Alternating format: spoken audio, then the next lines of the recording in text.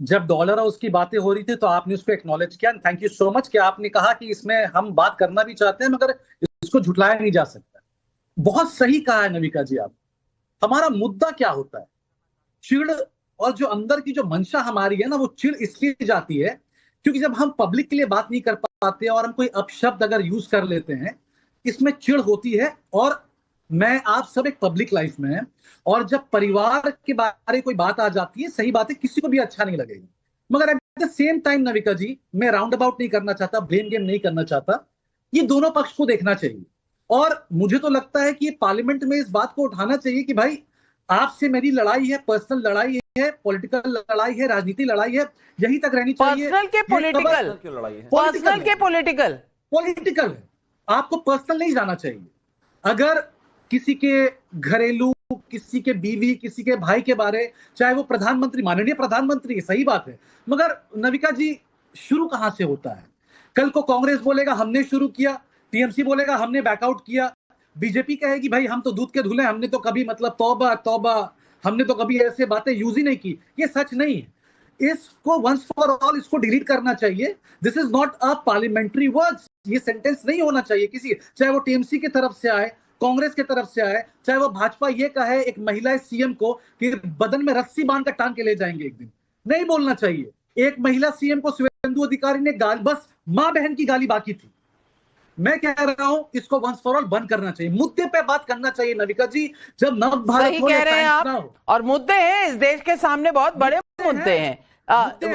हम तो एक बेसिक चीज की लड़ाई लड़ रहे हैं कि जो हम सांस ले रहे हैं वो कैसे लें, 500 के AQI में सांस कैसे लें, ये मुद्दे हैं। लेकिन शिवम त्यागी जी सही मुद्दा उठाया तौसीफ भाई ने। वो कह रहे हैं मुद्दे की लड़ाई होती नहीं, सब कुछ आएं बाएं दाएं हो जाता है बस इसी पर कि किसने गाली दी, गाली की माफी हुई नहीं हुई, जनता के मुद्दे कहां हैं भाई? तो I agree Navika ji, whatever he said it felt music to my ears, but सच्चाई तो नहीं है ना ये। इन्हीं की नेता अभी 3 दिन पहले कह रही थी अगर कोई आपका वोट काटने आए तो आपके जो किचन में वो हथियार, वो जो आपकी छुरियां है ना, उसको हथियार बना लेना। कितना शानदार बयान है। अगर आपको कोई भी निकालेगा, वोट काटेगा, तो चाहे उसके लिए मेरी जान क्यों ना चली जाए। कितना शानदार बयान है।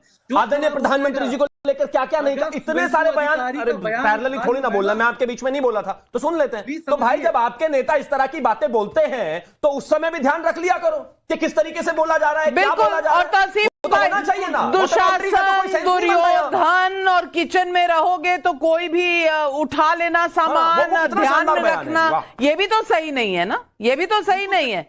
नविका जी मैं तो वही कह रहा हूं आपसे, और हाथ जोड़कर विनती कर रहा हूं। नविका जी से क्यों कह रहे हैं? ममता जी से कहिए। नविका जी से क्या कहना? मैंने नहीं कही ये शब्द, ये तो ममता दीदी के शब्द है, मैंने नहीं कही ये शब्द। सुनिए ना, मैं वही कह रहा हूं, मेरी बात सुन लीजिए, बहुत इंपॉर्टेंट डिबेट चल रहा है और ये वंस फॉर मतलब कहेंगे ममता जी बात आपको सुनाएंगे, बताइए। सुनिए ना पहले आप सुन लीजिए, पहले आप भी सुन लीजिए ममता दीदी ने क्या कहा था, सुन लीजिए। जी जी जी जी जी। এখানে একজন স্বরাষ্ট্রমন্ত্রী আছেন, তিনি করতে পারেন না এমন কোনো কাজ নেই। তার দু চোখ দেখলেই মনে হয় ভয়ঙ্কর দুর্যোগের বার্তা, দুরভিসন্ধি। এক চোখে তার দুর্যোধন আর এক চোখে তার দুঃশাসন। তিনি বলে দেয় এদের সব বাংলাদেশি বলে বাদ দিয়ে দাও, এদের রোহিঙ্গা বলে বাদ দিয়ে দাও। एक दुर्योधन, एक दुशासन, ये शब्द एक मुख्यमंत्री को भी शोभा नहीं देते। बिल्कुल, ताली दोनों हाथ से बजनी चाहिए। बिल्कुल नविका जी, थैंक यू, आपने ये दिखाया लोगों को, बट लोगों को हमारी आवाज भी तो पहुंचा दीजिए। आपके शो से करोड़ लोग देख रहे होंगे आज आपकी शो नव भारत में बैठकर। एक औरत सीएम को कहा जाता है काली घाट से बाल पकड़ के टांग के ले आ जाएंगे, मेरा नाम शुभेंदु अधिकारी नहीं। नविका जी आप एक औरत, आप सोचिए अगर मैं आपसे कुछ एक छोटा सा भी वर्ड कह दूंगा ना, बवाल मच जाएगा। आप एक औरत जात है, अरे लड़ाई करिए, मुद्दे पे लड़ाई करिए, ये सब बातें और भाषा बंद करिए। आप कहेंगी तो जवाब मिलेगा, क्यों नहीं दूंगा जवाब? ऐसा नहीं है, ऐसा नहीं है तौसीफ भाई के सिर्फ औरत जात को कहेंगे तो बवाल उठ जाएगा। औरत जात भी किसी पर अगर गाली गलौच इस्तेमाल करेगी तो बवाल तब भी मचेगा, और मचना भी चाहिए, क्योंकि हम सबको अपनी सीमाओं के अंदर रहना चाहिए। आपकी और मेरी विचारधारा अलग हो सकती है, लेकिन हम गाली से कुछ भी सेट हैंडल नहीं कर सकती। और इसीलिए मैं हर्षवर्धन त्रिपाठी जी आज आपसे पूछूंगी, महिला हूं, मेरे ऊपर होगा अगर कोई कुछ कहेगा, लेकिन प्रधानमंत्री की माता जी भी तो महिला थी ना, और वो तो स्वर्गवासी थी। प्रधानमंत्री को तो ये कब्र खुदेगी पहली बार नहीं कहा गया है, बोटी बोटी से लेकर कब्र खुदेगी तक बहुत कुछ कहा गया है। गंदी नाली का कीड़ा, चाय बेचने वाला, मेरे ख्याल से नीच, और तमाम चीजें, भस्मासुर भी कहा था जयराम रमेश जी ने, रावण भी कहा था। ये सारी चीजें बोली जा चुकी हैं, लेकिन ये बात रुकेगी कहां पर? और हमारे देश में और हमारी राजनीति में हम ये क्यों समझते हैं कि अगर हम माफी मांग लेंगे तो छोटे हो जाएंगे? अपने से बड़े इंसान को, और खास करके संसदीय परंपरा के तहत देश के प्रधानमंत्री के लिए अगर इस तरह की भाषा किसी जिला अध्यक्ष ने भी इस्तेमाल की है, तो बड़ा नेता माफी मांग लेगा तो क्या किसी का कुछ घिस जाएगा? हमारी वो नफासत कहां चली गई है? हमारी सभ्यता कहां चली गई है? नवका जी, सबसे पहले तो ये कि राहुल गांधी किसी हिंदू संस्कृति सभ्यता में यकीन नहीं करते हैं, विश्वास नहीं करते हैं, और ये सबसे मूल बात है। यहां से मैं इसलिए शुरुआत कर रहा हूं क्योंकि आपने कई बार देखा होगा, वो जिस तरह से आपको पुस्तक भी याद होगी जिसमें हिंदुत्व की आईएसआईएस और बोको हरम से तुलना की गई थी, वो, और उस वक्त भी कोई कांग्रेस की तरफ से कोई सफाई नहीं आई, कुछ नहीं कहा गया।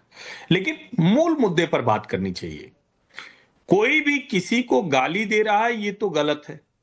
स्त्री को गाली दे, पुरुष को गाली दे, प्रधानमंत्री को गाली दे, नेता प्रतिपक्ष को गाली दे, लेकिन अगर नेता प्रतिपक्ष माहौल ऐसा बना दें कि कांग्रेस का कार्यकर्ता प्रधानमंत्री नरेंद्र मोदी की कब्र खोदने पर आमादा हो जाए, वो पूरा बयान सुनवाइए नविका जी। मैं तो कहूंगा कि शो के बीच में अभी मेरे बात फिर से सुनवाइए।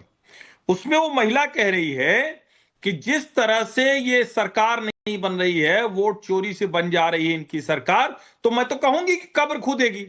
इसका मतलब आप समझिए, इस डिजाइन को समझना बहुत जरूरी है। पूरे देश में राहुल गांधी पिछले कुछ वर्षों में हताश, निराश होकर सिर्फ एनार्की फैला रहे हैं, लोगों के दिमाग में जहर भर रहे हैं कि ये जो मैंडेट है ये चुराया हुआ है, किसी ने चुरा लिया है इस मैंडेट को। जब आप इस तरह से अपने कार्यकर्ताओं के मन में डालते हैं तो कहीं वो मंच पर खड़ा होकर मां की गाली देगा, कहीं वो खड़ा होकर कहेगा मोदी तेरी कब्र खुदेगी। ऐसे ही जब वो तथाकथित किसान आंदोलन था, यही विपक्षी पार्टियां थी जिन्होंने जहर भरा था, तो संसद के सामने, शास्त्री भवन के सामने एक खड़ा हो जाता है और वो कहता है कि जैसा इंदिरा का हश्र हुआ था वैसा तेरा हश्र करेंगे। दिखता है अमित शाह एम्स में रूटीन चेकअप के लिए जाते हैं नवका जी, और ये दिखता है अमित शाह एम्स में रूटीन चेकअप के लिए जाते हैं नवका जी, और ये अफवाह फैला दी जाती है बाकायदा। दो मीडिया हाउस के जो उस दिमाग के, उस सोच के, उस मानसिकता के पत्रकार लिख देते हैं कि अमित शाह तो लगता है कि गए। अमित शाह ने उसका जवाब दिया था, कहा कि हिंदू परंपरा में माना जाता है कि अगर आपकी मृत्यु की झूठी अफवाह उड़े तो फिर आप और ज्यादा दीर्घायु होते हैं। मैं फिर कह रहा हूं, इस सब की जड़ में राहुल गांधी हैं। राहुल गांधी ने देश का माहौल जहरीला, विषाक्त कर दिया है। इस पर चर्चा करने की जरूरत है। बहुत बहुत आपने सही बात कही कि इस तरह के हमारी सभ्यता में ये है ही नहीं। हम लोगों की दीर्घायु की कामना करते हैं, हम किसी की कब्र खोदने की कामना कभी नहीं करते, लेकिन जो जानकर भी अनजान बनते हैं, मुझे दिक्कत उस बात से है जो केसी वेणुगोपाल कहते हैं मुझे तो पता नहीं, ये तो हमारी तरीका नहीं है बात करने का, हमारी प्रथा नहीं है। अरे भाई, आपके सामने हुआ था, आपने कुछ नहीं कहा था, तो आप क्या बचा रहे हैं, क्या बोल रहे हैं? और राजकुमार राजन जी, मैं आपसे पूछना चाहती हूँ, पब्लिक के सवाल है। अविनाश पांडे वाराणसी से पूछ रहे, प्रधानमंत्री पर व्यक्तिगत हमला जनता बर्दाश्त नहीं करती, लेकिन बार बार चुनाव हारकर भी विपक्ष इतनी साधारण बात को समझ क्यों नहीं पा रहा? गौतम चंद आंचलिया बेंगलुरु से पूछ रहे हैं, क्या महिलाओं को पैसे देकर कांग्रेस ने प्रधानमंत्री मोदी के खिलाफ नारे लगवाए? गाली के पीछे स्क्रिप्ट राइटर कौन है?